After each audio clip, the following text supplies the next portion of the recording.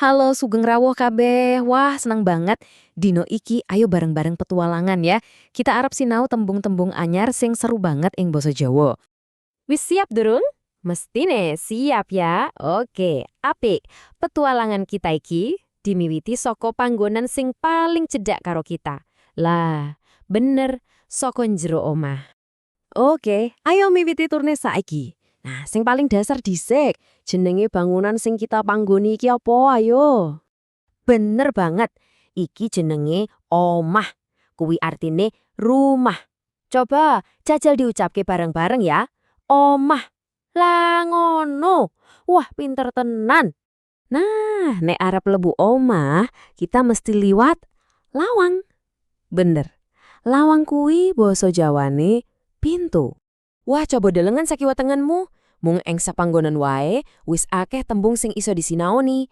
Kita wis ngerti omah, terus ana lawang kanggo mlebu. Lah kae sing gondelok njaba kuwi jenenge jendela.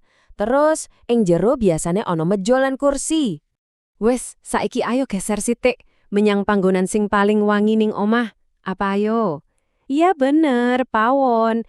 Iki lho dapure panggonane masak sing enak-enak. Ning pawon iki ya, pirantine werna-werna. Contone, ana cangkir nggo ngombe kopi utawa teh anget.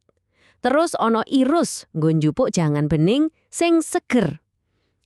Sing paling penting, ana muntuh lan lemper iki piranti nggo gawe sambel sing mantep tenan.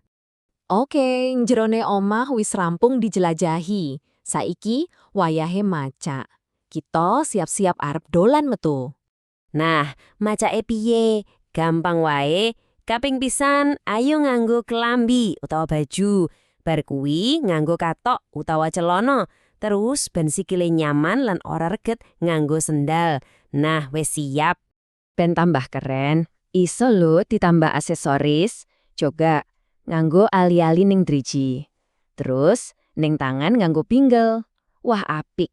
Oh iya, nek misale panase sumuk, ojo lali nganggo kacamata ya.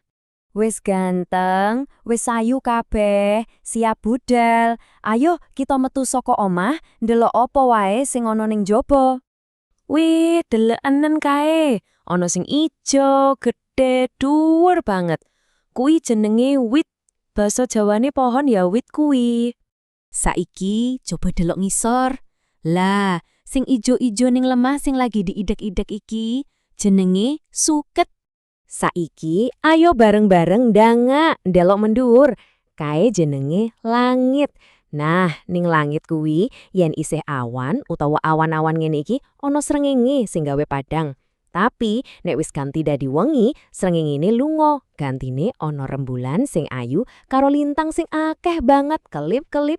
Oke, saiki kita arep sinau sing luwih istimewa. Soale ning basa Jawa kuwi ana sing jenenge unggah-ungguh. Dadi, ana tembung-tembung sing luwih alus sing digunakake nek kita ngomong karo wong sing luwih tuwa utawa sing kita ajeni, contone Mbah Kakong utawa Mbah Putri. Nah, tembung-tembung sing alus lan sopan iki diarani basa krama. Iki cara kanggo nuduhake rasa hormat. Penasaran? Ayo, langsung wae dideleng contone. Dadi ngene, contone ya. Nek biasane kita ngomong banyu, kramane kuwi toya. Terus omah sing mau kae kramane dalem. Keren toh? Ora mung kuwi, klambi dadi ageman, mata dadi soco, lan tangan dadi asta. Nganggo tembung-tembung iki kita dadi luwih sopan. Wah, ora krasa ya, wis sinau tembung akeh banget. Saiki wayahe tes sithik. Hehehe. Ayo dolanan tebak-tebakan, jajal isih kelingan apa ora? Siap-siap yo. Pitakonan nomor 1. Apa basa Jawane pintu? Bener, jawabane lawang. Wah, hebat tenan, isih kelingan. Lanjut, pitakonan kaping pindho. Nek matahari sing padang menter-menter kae, basa Jawane apa hayo?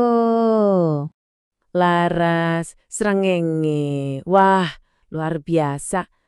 Pinter-pinter kabeh iki. Ana unen-unen sing apik banget. Sinau basa anyar iku kaya duweni jiwa anyar. Nah, dino iki kita kabeh wis entuk secuil jiwa anyar saka basa Jawa. Keren banget. Sampean kabeh pancen hebat. Saiki coba delengen sakiwa tengenmu maneh. Ana tembung apa wae sing wis disinauni mau? Terusake latihane ya, ben ora lali. Matur nuwun sanget wis melu petualangan basa Jawa dina iki. Kapan-kapan disambung maneh ya. Dadah.